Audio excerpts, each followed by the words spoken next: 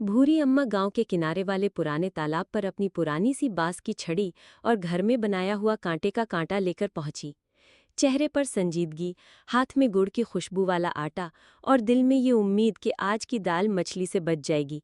अम्मा छड़ी पानी में डालकर बैठ गईं और साथ ही अपनी जेब से पान निकाल के चबाने लगीं।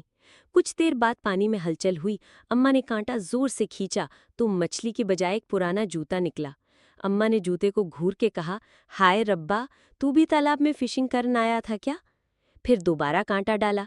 इस बार हाथ में पूरा जोर, आंखों में चमक। अचानक कांटा इतना खिंचा कि अम्मा भी आधी पानी में।